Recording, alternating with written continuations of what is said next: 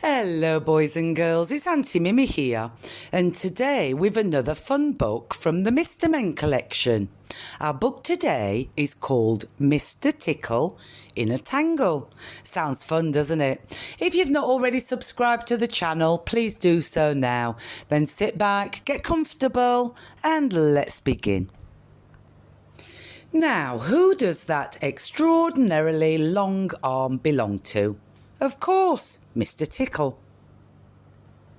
And Mr. Tickle's long arms come in very handy. They can reach kites caught in trees. They can answer the phone when Mr. Tickle is in the bath.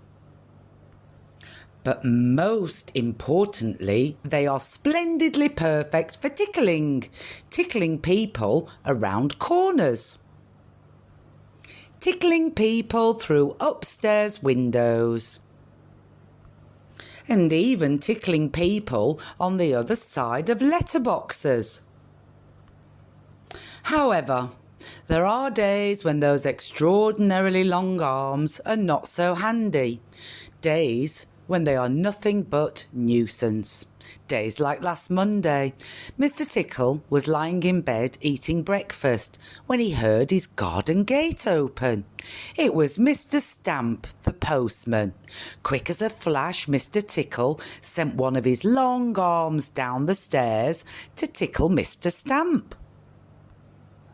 Or, that is what he intended to do, but somehow or other his arm got tangled up in the banisters. Poor Mr. Tickle. It took him an hour to untangle his arm. The letter Mr. Stamp had delivered was an invitation from Mr. Snooty for lunch at the Grand Hotel.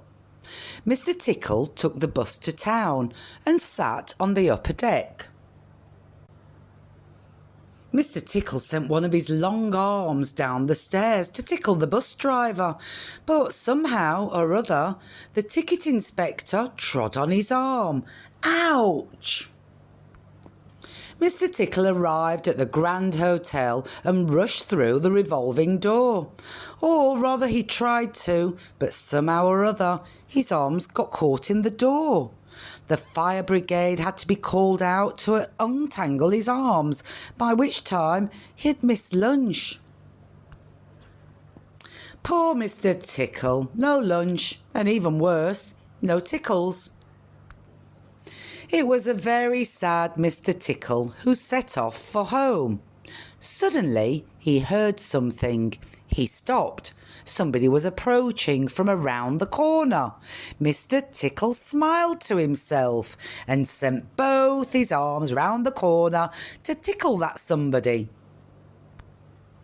But that somebody was little Miss Naughty, and she tied those extraordinary long arms together in a knot.